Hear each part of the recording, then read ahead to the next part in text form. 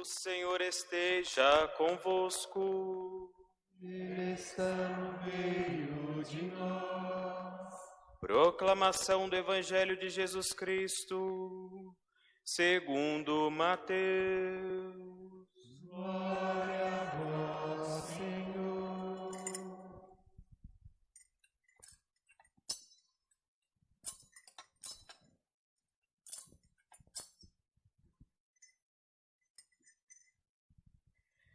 Naquele tempo, vendo Jesus as multidões, subiu ao monte e sentou-se.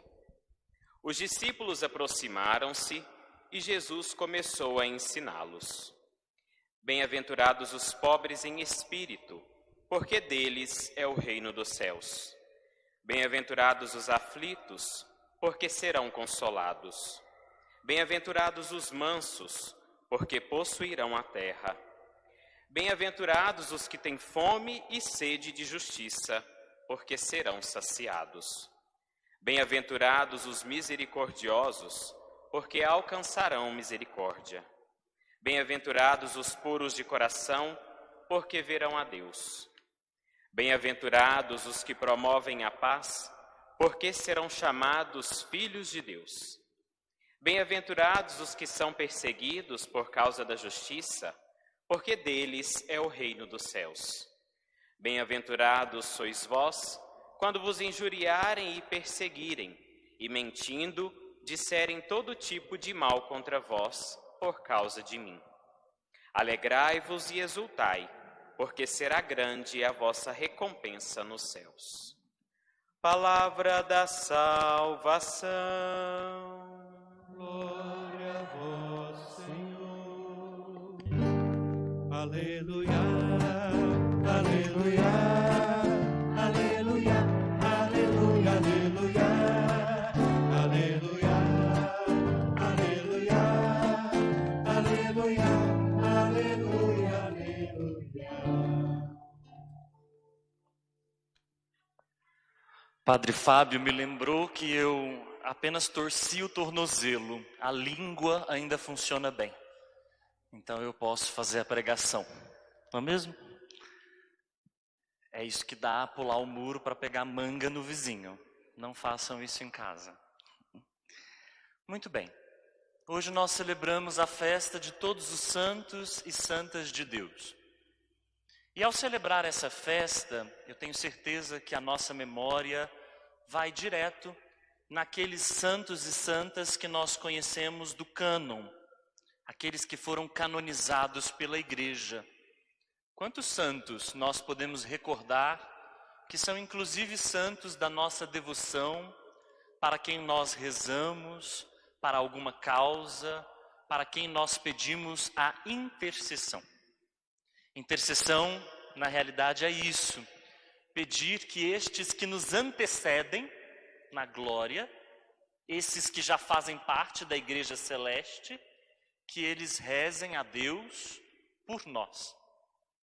Mas nós não devemos nos esquecer dos inúmeros santos e santas que não estão no cânon, que não são sequer conhecidos, cujos nomes não são reconhecidos, mas não são esquecidos por Deus, pois Deus os conhece muito bem.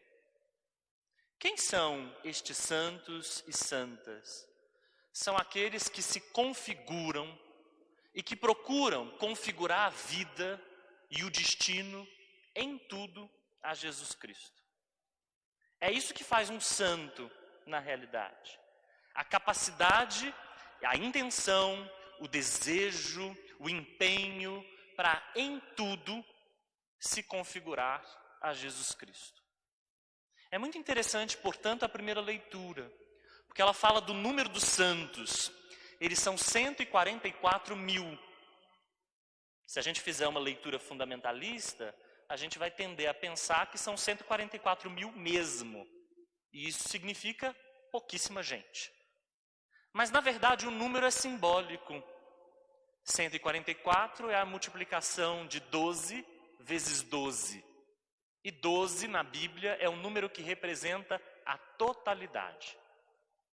Quer dizer que a nossa destinação, o destino de todo cristão, toda cristã, é ser santo. Quer dizer que todos nós fomos marcados com o selo da santidade. Inclusive, a leitura é muito bela, porque diz que estes santos, estes homens e mulheres, estes 144 mil, têm as vestes alvejadas no sangue do Cordeiro. Isso quer dizer que eles foram redimidos. Quer dizer que eles foram alcançados pela graça de Deus. Quer dizer que eles foram alcançados pela redenção que Jesus Cristo nos fez. Realizou em nosso favor. Eles vêm da grande tribulação. Isso significa a perseguição. De fato, aqueles que se empenham por lutar pela justiça, por defender a solidariedade, esses que têm fome e sede de justiça, os misericordiosos, os pacíficos, os puros de coração, aqueles que em tudo buscam se configurar a Jesus, são de fato perseguidos. Passam por tribulações. São perseguidos pela lógica do mundo que não admite de modo nenhum que a solidariedade e a justiça seja feita. Que o poder dê lugar para o serviço, que a violência e o ódio deem lugar para o amor. Mas vejam, todos nós temos como destinação a santidade. E todos nós já fomos santificados por Jesus Cristo. Porque todos nós também já fomos lavados no sangue do Cordeiro. A salvação de Jesus Cristo já nos alcançou. Então nós já somos santos. Como, padre? Eu peco tanto? Eu erro tanto? Faço tanta bobagem? Vivo mancando? Literalmente, às vezes. E aí?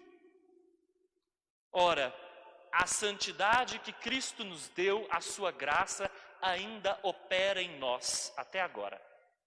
Ela está operando em nós. Pela ação do Espírito Santo. Ninguém vira santo sozinho. Ninguém vira santo com seus próprios esforços. Ninguém vira santo depois de uma luta, de uma batalha. Não, é o Espírito Santo quem trabalha a santidade em nós. Essa é a missão do Espírito Santo, inclusive. Não é à toa que ele chama Espírito Santo. Porque sua missão é nos santificar.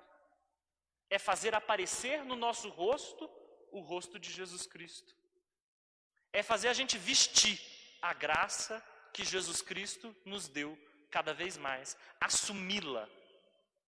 É isso que o Espírito Santo faz. Não sem nós. Ou seja, depende da nossa colaboração. Depende da nossa abertura. Depende que a gente se coloque em suas mãos. Não sozinhos, porque nós sozinhos não somos capazes de ser santos, de sermos santos, mas o Espírito Santo também não age sem nós, sem a nossa abertura. Então é um trabalho cooperativo entre Deus e nós. O que Deus quer é que no nosso rosto apareça o rosto de Jesus. E é por isso que a segunda leitura é muito marcante. Ela diz assim: ainda não se manifestou em nós o que pode se manifestar.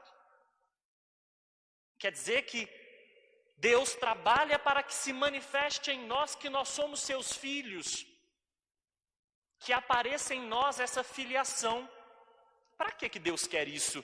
Porque isso nos realiza. Ser santo é se realizar. É realizar a sua própria humanidade. Tem gente que acha que vai ser santo deixando de ser humano. Pelo contrário, a gente vai conseguir ser santo à medida que a gente for conseguindo ser mais humano. Porque humano a gente ainda não é. A gente é qualquer outra coisa. Humano a gente está aprendendo a ser. Humano a gente vai aprendendo a ser quanto mais nós somos capazes de amar. Quanto mais nós somos capazes de nos doar uns pelos outros. É isso que nos humaniza. e, portanto, nos santifica. Tem gente que acha que ser santo é fazer uma experiência fora do corpo. Não. Pois Deus mesmo, o Santo dos Santos, fez uma experiência no corpo, na carne, abraçando a nossa carne. Então a nossa experiência de santidade é uma experiência que tem que integrar também a nossa carne. O que não for assumido, diz um padre da igreja, não será salvo. O que não for integrado, que ficar esquecido por nós, não será salvo. Por isso a gente tem que jogar a luz em tudo, em todas as áreas da nossa vida. E a gente tem que abraçar inclusive as nossas sombras. Não vamos achar que santos não tinham defeitos. A gente tem umas certas ilusões. Santo não tem defeito. Mentira. Se vocês olharem para as histórias dos santos, vocês vão ver que eles todos sabem muito bem dos defeitos deles. Não vamos dizer que santo é aquele que não peca. Porque isso também é mentira. Porque os próprios santos, se a gente abre a história deles, eles sabem que eles são pecadores. E ainda mais diante de Deus. Então ser santo não tem nada a ver com ser perfeito. E não tem nada a ver com não pecar. Não vamos achar que santos não têm crise de fé. Ah, eles têm. Abramos algumas histórias de santos e nós veremos que eles muitas vezes tinham a esperança balançada. Se sentiram abandonados. Perguntavam-se, onde está Deus? Sentiam-se desolados, que é a experiência contrária da consolação. Olhem, por exemplo, um São João da Cruz, que escreveu um tratado todo sobre a sua noite escura. Ou lembremos Santa Teresinha do Menino Jesus, que chegou a ter crises sobre o que é que existe, afinal, depois da morte. Recordemos-nos, por exemplo, de São Francisco, que tinha horror do seu próprio corpo, até aprender a abraçar o lobo da sua própria sexualidade. Recordemo-nos, por exemplo, de santos e santas que se sentiam muitas vezes sem a ajuda de Deus.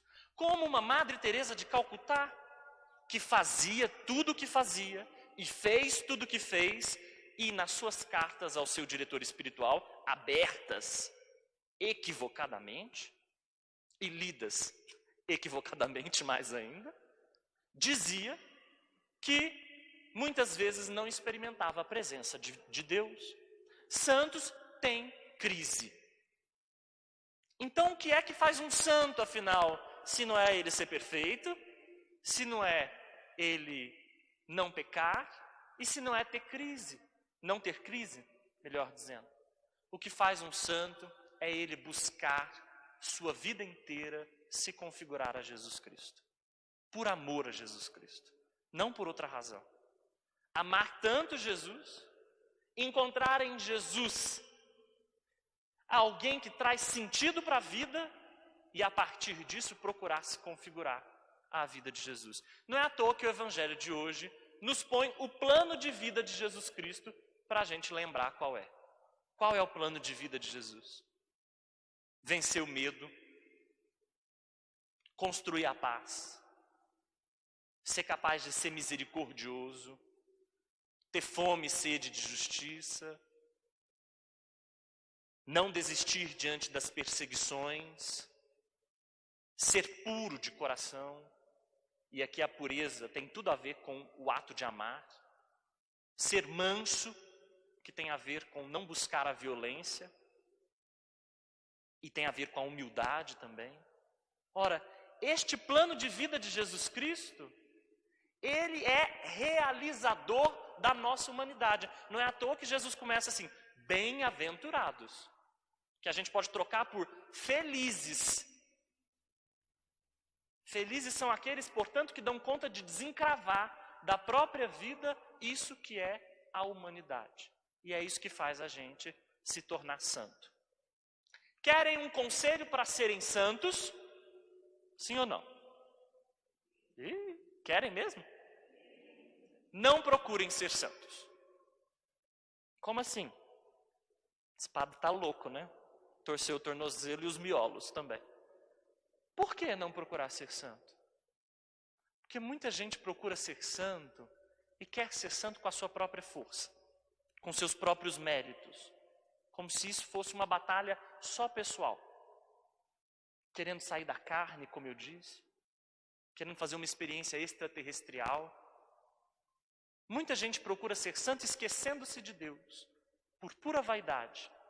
A santidade vira um projeto perfeccionista, obsessivo.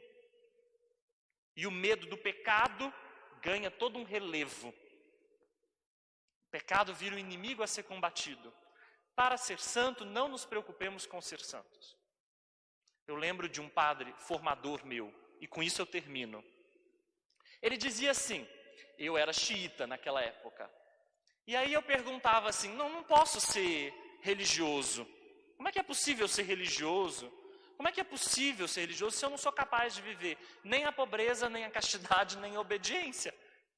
Eu olhava para o futuro e falava assim, não vou conseguir jamais viver nenhuma dessas exigências.